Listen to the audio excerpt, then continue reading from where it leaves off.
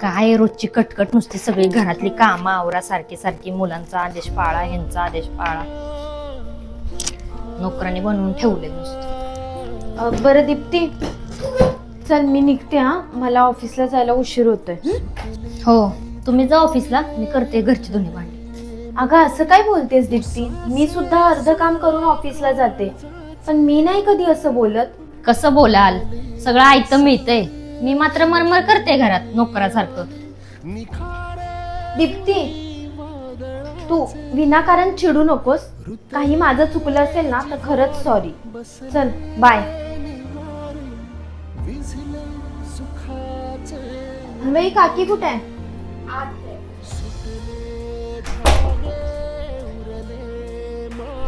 दीप्ती, अरे वाटतं बया.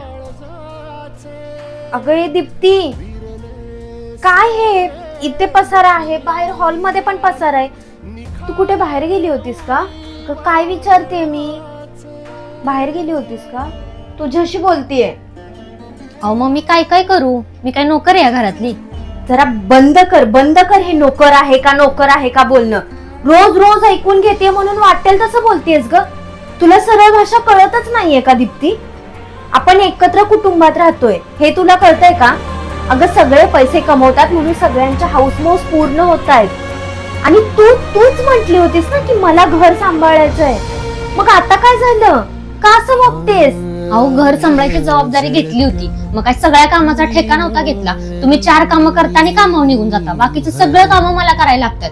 आणि त्या बदल्यात मला काय मिळतं? मला मोबदला म्हणून काहीतरी मिळतंय का? अगं आपण एकत्र कुटुंबात राहतोय दीप्ती, प्रत्येकाच्या जबाबदाऱ्या आहेत. तुला कसला वेगळा मोबदला देणार आहे आपण? मी ऑफिसला जाते, परत येऊन घरातलं करते, म्हणजे मला कोण वेगळा पैसे देतं का? नाही ना. सगळं आपण आपल्या घरासाठीच करतोय. आणि घरात दिवसभर काम करणं, दिवसभर कष्ट करणं म्हणजे त्याचा अर्थ असा होत नाही की आपण नोकर म्हणून राहतोय. आणि आपण आपल्या कुटुंबासाठी वाटून घेतलेल्या जबाबदाऱ्या सगळेजण खूप चांगल्या प्रकारे निभावतायत. आणि दीप्ती, मला असं वाटतंय की आपल्या माणसासाठी काम करणं म्हणजे कोणाची नोकरी किंवा चाकरी करणं नाही होत, तर ती आपल्या कुटुंबाची जबाबदारी आहे, हे समजून घे.